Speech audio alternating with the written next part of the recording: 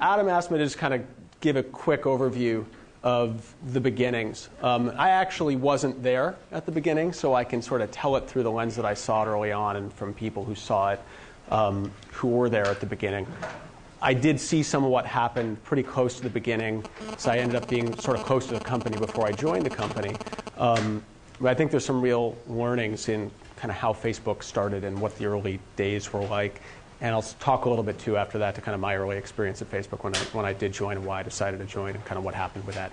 So going all the way back to the beginning, probably a lot of people in the room know the story here already. It has a lot of the aspects of the kind of foundation myths that these internet startups tend to get. But what you read is actually pretty much the truth, which is kind of interesting. Which is, like a lot of the things that became meaningful on the web, on the consumer web in particular, Facebook was started as a project more than as a company. In the early days, I don't know if anybody was a user very early, you might even remember, if you went to sort of the About page of the site, it used to say about the project. It wasn't even thought about as a company originally. And I think there's something really important to that. If you look at the companies that have had a really large impact on the consumer web, Google, Yahoo, eBay, Craigslist, Wikipedia, more or less kind of the majority of the top 10 names that you would think of as the things that had a large impact on the web, that's been true pretty broadly. Now, there's more truth to it in some cases than others. There's some foundation myth stuff that comes in there. But there is really, I think, a very clear correlation between things that became really big on the consumer internet that started out as projects rather than as companies. And if that correlation exists, and I think there's an interesting question, which is why? Why is that the case, and why does that correlation exist? I think what it has to do with is actually has a little bit to do with luck and with kind of product market fit. It's very hard to make something really big unless it's really transformative. It's obviously very hard to make something really transformative if you can look at a market and do a market mapping and pick a market segment and say, I'm going to do that. I'm going to do video podcasting, right? Because that's an underserved space. Once there's a space and it's well defined and it's well understood, the chances are it's probably already too late to do something that's really transformative. So the things that tend to be really huge tend to come more from sort of the gut or kind of the personal passion or beliefs of a founder who has a vision for something that the world needs. Now, lots of people have visions for things the world need, and they turn out to be wrong. So this is obviously not a guarantee to success. It's not a causal relationship that if you decide you've got something the world needs, that it's necessarily going to take. But I think where the real magic tends to happen is whether through luck or through brilliance or some combination of those two things, you manage to get to a situation where a founder has a vision for something the world needs, and the world looks at it and says, yeah, we agree. This is something that's really special. I think in a lot of ways that was sort of what happened with Google, what happened with Yahoo, what happened with Wikipedia, what happened with Craigslist, what happened with eBay, and what happened with Facebook. And that was kind of very clear early on as I started to get to know the company, that what was going on here was something that was coming from some place that was really deep inside the person who had started it, which I think is a really important thing for the kind of startups that can really fundamentally change the world in a better way. So you probably know the early story. Mark was a sophomore at Harvard. He created this site. I think it's worth spending a minute on Mark because he's a good archetype in a lot of ways for what makes for a really great founder. There are founders. I think it's very important that founders in a technical domain have some specific set of attributes, and ideally if you can get more of these together in the same time, it really is really synergistic in the results that you can get out of it. So the things that tend to matter for consumer internet are it's good if the person's technical, it's good if the person is a product person, sort of has a product sensibility, a user sensibility. It's good if the person has some design capabilities.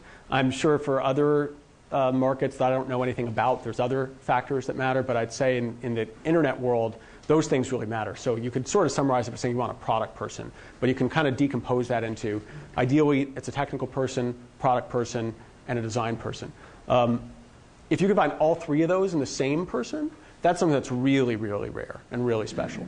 So finding somebody who's got the ability to not only conceive of a great product, but to build that great product and to actually design and implement that product is pretty unusual. And is another thing that I think is sort of part of what makes for a really extraordinary outcome if you can get all the right pieces to align in the right way. And that was Mark, and that is Mark. Mark is someone who's a product person who definitely had a vision for something that he wanted to see happen in the world. There were other people, of course, who were co-founders of the company who played a very important role as well. But I think had he not been a developer and a product person and a designer kind of all wrapped into one, better at some of those things than others, but at least pretty decent at all of them, who knows what would have happened.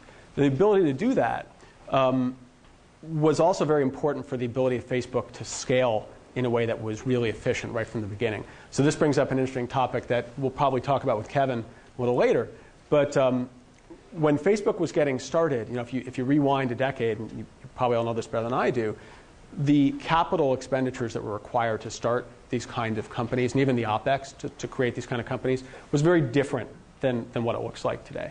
So when Facebook was getting started, they didn't spend any money on anything. Mark and Dustin and Chris didn't spend any money on anything. They didn't spend any money on servers. They didn't spend any money buying software. They, of course, didn't spend any money on marketing, because one of the great things about the model with Facebook is that the user acquisition cost is zero and the content acquisition cost is zero, which does a lot for your margins over the long run. So if you look at what that all added up to, the first 3 months that Facebook existed as an actual functional production site, anybody have a guess to what the burn rate was over that 3-month period? Somebody? I know Kevin knows the answer already. $1,000? Okay, it was under $500. And what mattered about that was the period in which the product sort of proved that it had a market fit, at least within the US college market. How much of that went to buy beer? Probably the vast majority of that went to buy beer. And the rest went to buy Red Bull. But the monthly cost was sort of just paying for virtual co-location, paying for bandwidth, paying for kind of virtual server space, essentially. All the software, of course, was open source. All that was free. Didn't pay anything for that. Didn't pay anything for customer acquisition. So pretty interesting in terms of what that means for the early economics for starting these kinds of companies. And again, when it was started, it wasn't, I think, Mark is someone who's done this a few times. So when Mark was in high school, he and a guy named Adam D'Angelo, who subsequently joined Facebook, who's kind of Mark's best friend from back when he was in high school, built a product together that was an early version of a collaborative filtering service for music that basically looked at what music you listen to, looked at what music other people listen to, and made you recommendations based on that. They actually got an offer from Microsoft to buy that from them when they were in high school. And they decided they didn't want to do that. They decided they want to stay in school and stay focused. But so Mark's history with that kind of started at a very early age. He built a couple of other products at Harvard as well. The one that ultimately really took off was this one. But I'm sure he always had sort of the business potential in mind from the get-go, but he didn't start Facebook as a company. He started Facebook as a dorm room project, and it only became a company later. So once it was clear that it had some traction, and this was about the time that I got to know Mark, he said, okay, this is pretty interesting. Let's go out to Silicon Valley. This was the summer of 2004, so the site launched initially in February of 2004.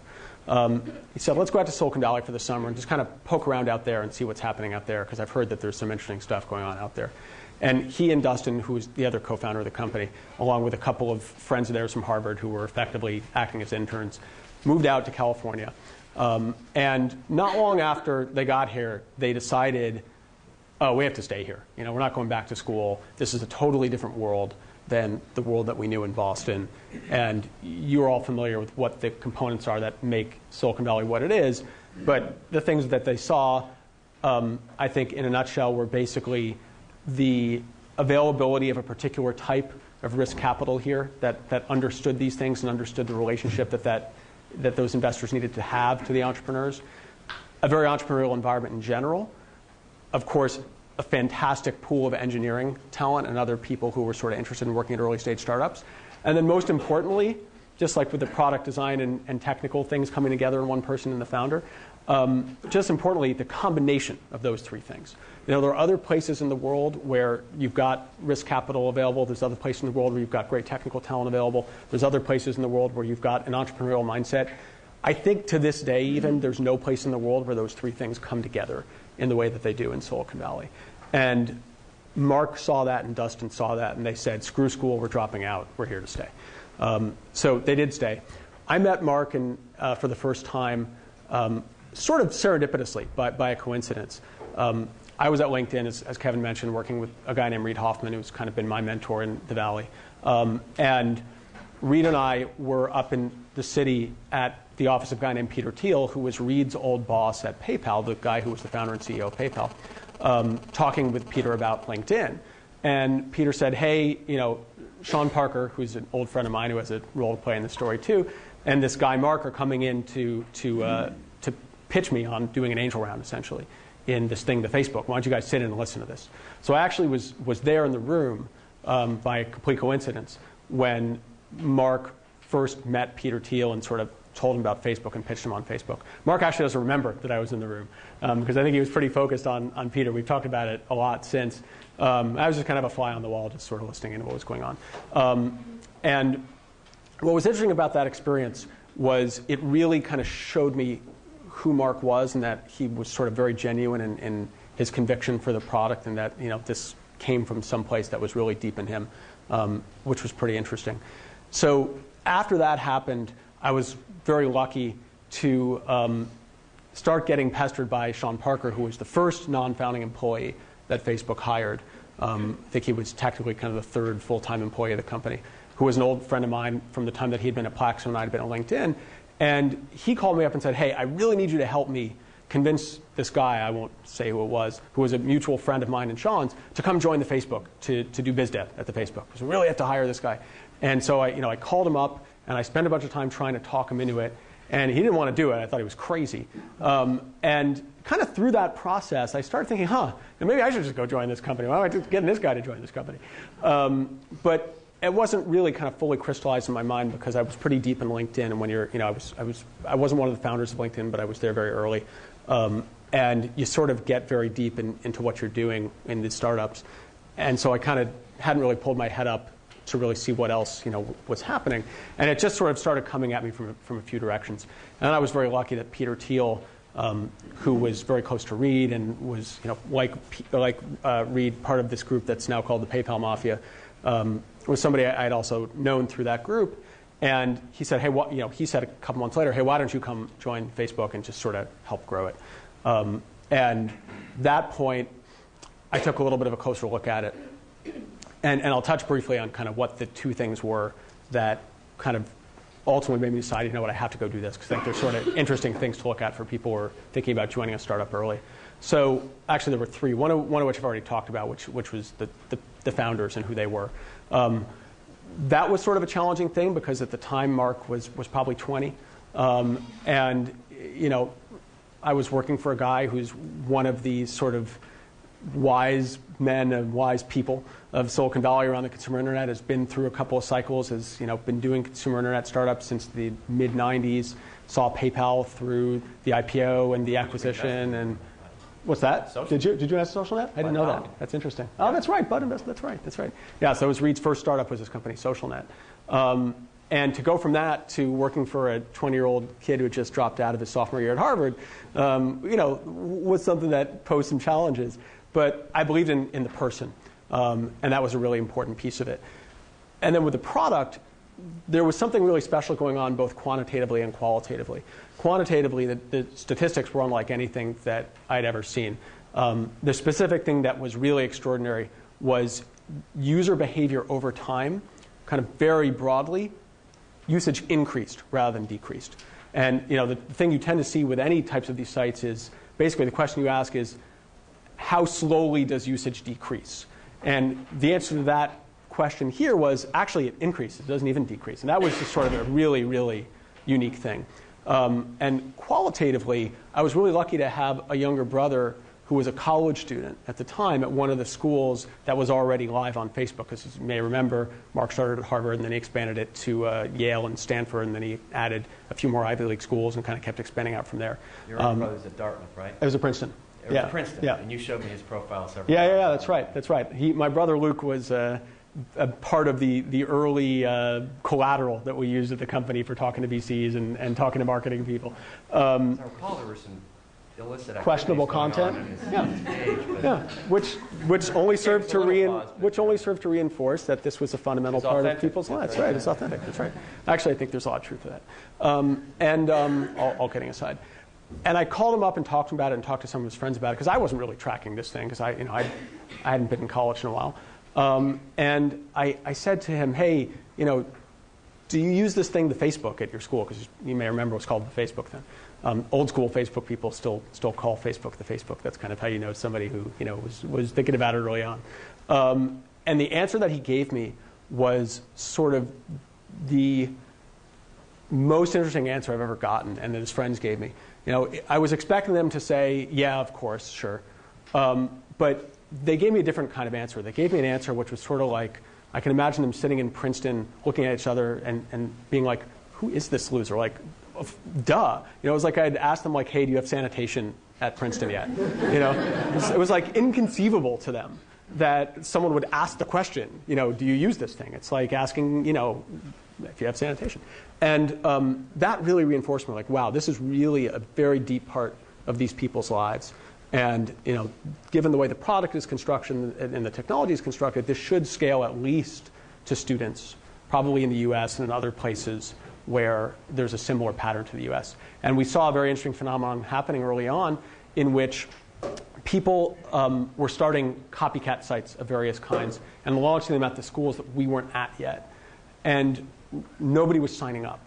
And we asked around, asked what was going on with that, and it became pretty clear that what was happening was people were waiting for the Facebook to get there because they had friends who had been their friends in high school and family members and other people who were college students who were already on the Facebook, and they wanted to be using the same communications platform, the same service that those other people were using. At the end of the day, I was just sort of very, very lucky to be in the right place at the right time.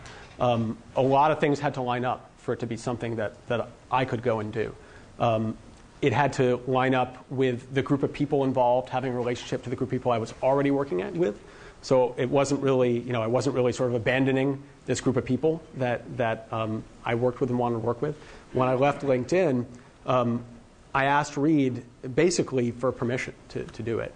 And the way I put it to him was I said, tell me what you want me to do here. If you tell me that if I go and do this, it's going to damage our long-term working relationship, I'm not going to do it. But if you tell me it's not, I am going to do it.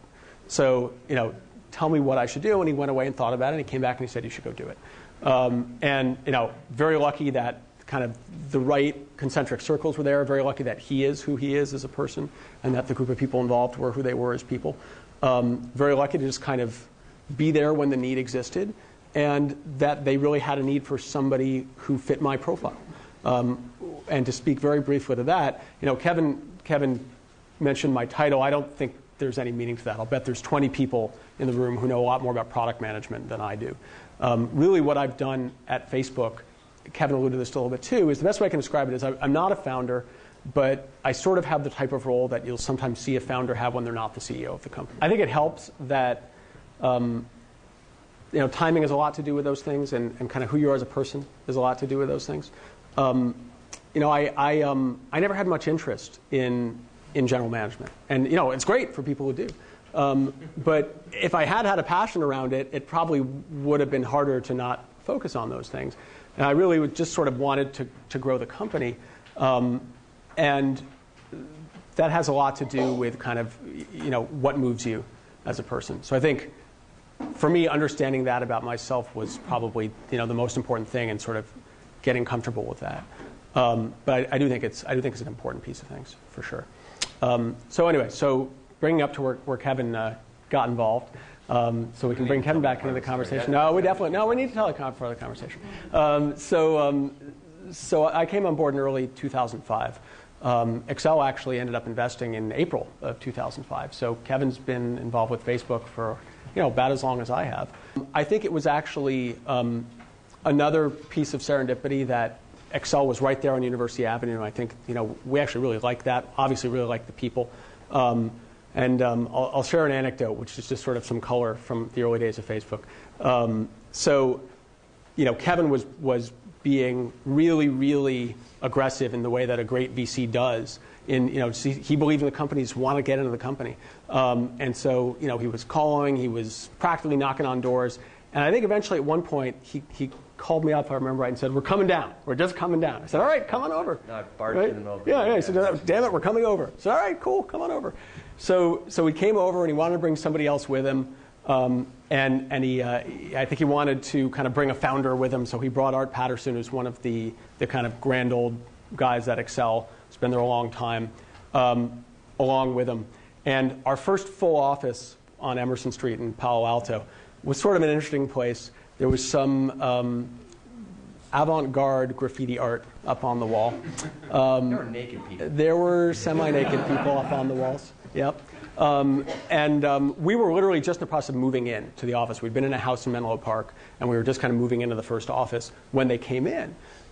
So we were assembling furniture, and Kevin and Art are. So this is a second-story walk-up above where the two Chinese restaurants are on Emerson Street, if you know where that is, right off University Avenue.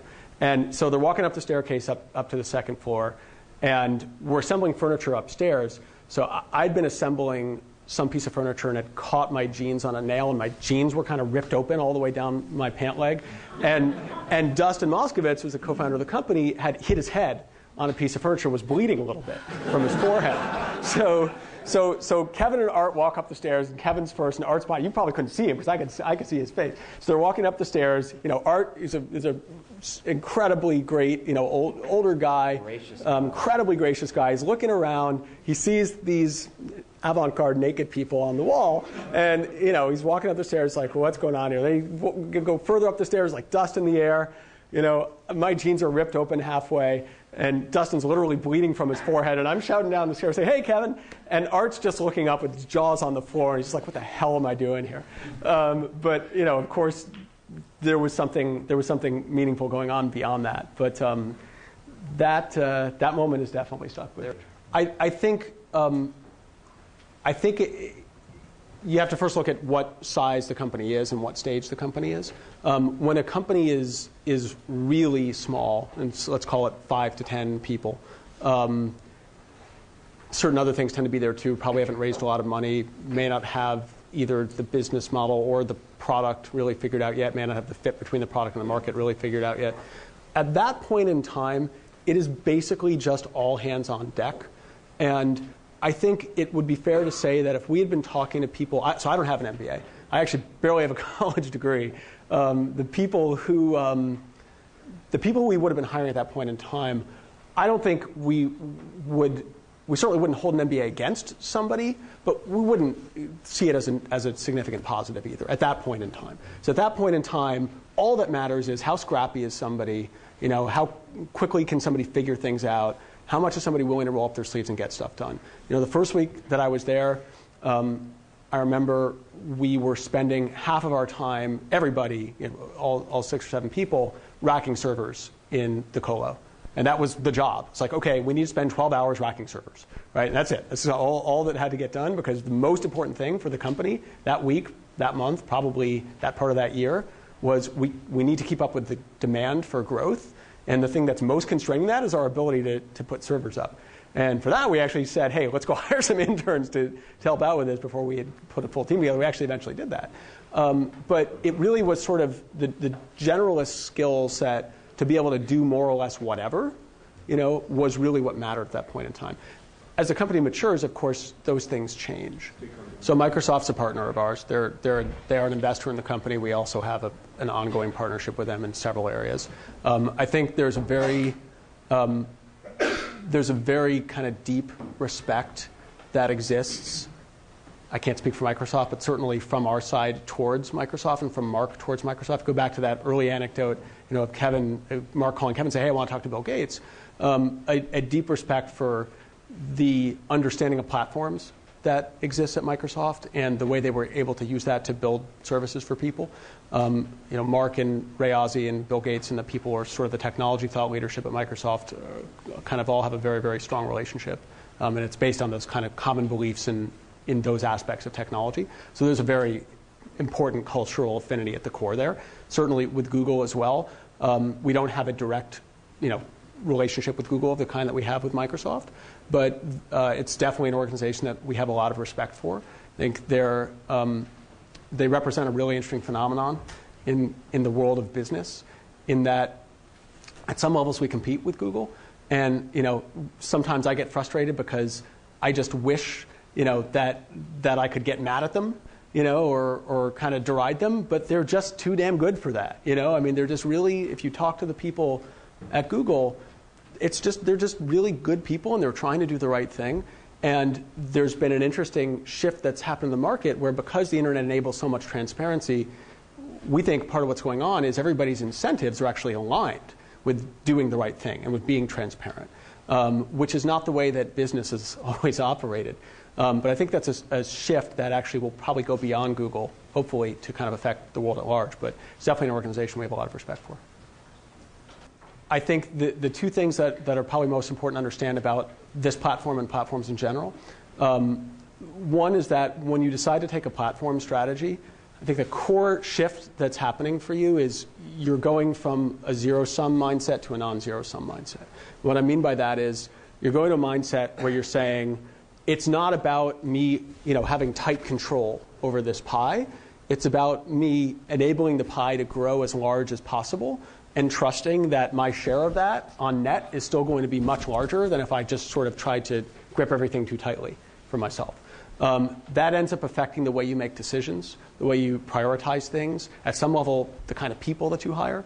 So it was definitely a very important thing for us, and sort of, I wouldn't say it fundamentally reoriented the company, because as Kevin touched on earlier, I think internally it was sort of always a platform company in mindset. But it was very important for sort of how the organization evolved and the kinds of problems that the organization chooses to address. From the perspective of how we think about it with the product, Kevin touched on this earlier too, we don't see ourselves really as building a bunch of applications as much as building a system that enables people to use what we've created and sort of make their own decisions about what information is important to them, what content's important to them, what types of applications they want to use, and have our system really be an enabler for that more than anything else. So over time, I think what you'll see with the platform is if we're successful at it, it will enable more and more types of use cases, more and more types of application, more and more types of information sharing between people. To date, a lot of what's happened with the platform has been about kind of bringing the web into Facebook. And I think what we'll likely see over the next period of time will be about continuing to do that, but also about extending Facebook out into the web so that you can take this lens of the people and relationships that matter to you, the privacy settings that enables, the filters on content and information that enables, kind of the view of the world that enables, and apply it to lots of different things that you would do on the internet. And we think that's going to create a lot of value for people. At the end of the day, even if you think about it in economic terms, if you think about what drives what the unit driver is for this type of a business, it's really gated by how many users you have. That matters even more so, actually exponentially more so, in a network effects type of business where having 10 million people is far more than 10 times more valuable than having one, and having 100 million is far more than 10 times more valuable than having 10. And so ultimately, how much value we can create is gated by the number of users that we have, how connected to the people that matter to those people in real life they are on Facebook. And so that's still ultimately sort of a core focus for us. We're happy with how it's going. But if I kind of, what do I think about at night, I'm thinking about users and user growth. Great. All right. See you, man.